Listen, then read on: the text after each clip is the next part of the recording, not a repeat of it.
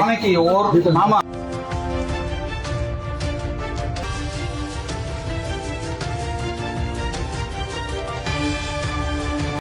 সিলেটের বিয়ানীবাজারের বাবার দায়ের কূপে কিশোরী মেয়ে নিহত হয়েছে।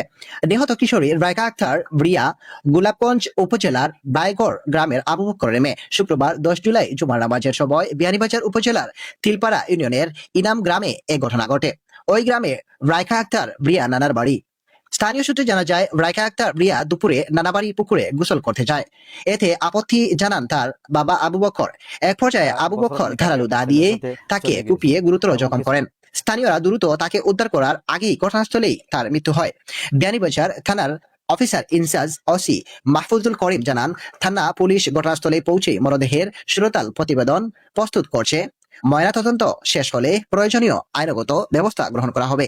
প্রায় 3 মাস ধরে তারা খরর অনেক যানজট আছে, আমি সারা সারা হইতামও পারিয়ান না, তাই বলে আমি ওখানে আনিয়া রাখলাম। আমি ওখানে আজকে শুক্রবার দিন আমি তো নমাজও গেছি। আমি এখানে আমার ছোট ছেলে আমরা 3 জন নমাজও জুম্মার নমাজ হঠাৎ করে বাপে এই দুর্ঘটনাটা ঘটাইয়া তাই বাপরে তুইয়া গেছি আমি গরু। আমি তো মনে করি হয়তো নমাজও যাইব, এখন নিজের দুর্ঘটনা ঘটাইব করি তা তো কোনো কল্পনা তো মেয়েটার বাড়ি আমাদের এই উপজেলায় নয়, এই গোলাপগঞ্জের রায়গড় গ্রামে। আমাদের এই গ্রামটা হচ্ছে তিলপাড়া ইউনিয়নের 6 নম্বর ওয়ার্ড ইনাম গ্রাম। যে মেয়েটা বাবার হাতে খুন হয়েছে, মেয়ের নানা বাড়ি এই বাড়ি। আমরা এখানে আসিয়া যেটা জানতাম পারছি যে মেয়েটা বছরখানিক আগে একটা ছেলের সাথে চলে গিয়ে আনার পরে দেখা গেছে মেয়ে আবার যেতে চাইছে ওই ছেলের কাছে। তখন মেয়ের বাড়ির চাচারা বা গার্জেনরা যারা এরা নাকি তার বাড়িতে আশ্রয় দিয়ে নাই। সুতরাং বাবা এই নানার বাড়ি দিয়েছিল যে এখানে তাহার লাগে। এখানে আসিও জানতাম পারছি যে মেয়েটা আবার ওই ছেলের কাছে যাইতে চাইতেছে। সুতরাং বাবা আবার বাড়িতেই বুঝি নিয়ে গিয়েছিল গত 5 বা 4 দিন, কিন্তু ওই বাড়িতেও হেরা ওনাকে আশ্রয় দেয় নাই।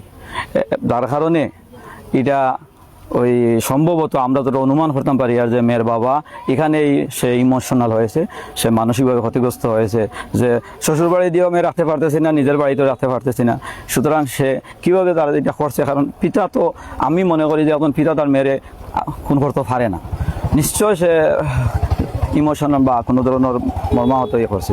সুতরাং এটা নেকারজনক, এটা দুঃখজনক। একটা মেয়ে একটা ছেলের সাথে সম্পর্ক হয়েছে, বয়স হওয়ার আগেই তারা বিয়ে শাদীর সিদ্ধান্ত নিয়েছে, ওখান থেকেই এই ঘটনার সূত্রপাত। এই জন্য আমি আমাদের সকল গার্জেনদেরকে অনুরোধ জানাবো, আমাদেরকে সচেতন হওয়া উচিত এবং আমার বাচ্চা, বিশেষ করে মেয়ে বাচ্চা কোথায় যাচ্ছে, কার সাথে কথা বলতেছে, এই বিষয়টা আমাদেরকে একটু সজাগ দৃষ্টিতে রাখতে হবে। এই মেয়ের চাচারা ওকে আর থাকতে দেয় নাই, বিদায় নানার বাড়িতে এনাকে আশ্রয় নিতে হয়। এখান থেকে নাকি সে পুনরায় পলায়ে যাওয়ার চেষ্টা করেছিল। পরবর্তীতে নানার বাড়ি থেকে যখন আশ্রয় আর দেওয়ার সুযোগ ছিল না, এই পিতার আর কোনো মেয়ের রাখার মতো কোনো জায়গা ছিল না অবশিষ্ট, বিদায় হয়তোবা এই কারণে, অবশ্যই এইটা আমরা সাপোর্ট করি না, অন্য অনেক রাস্তা ছিল। MD Rahib, Moulvibazar news 24।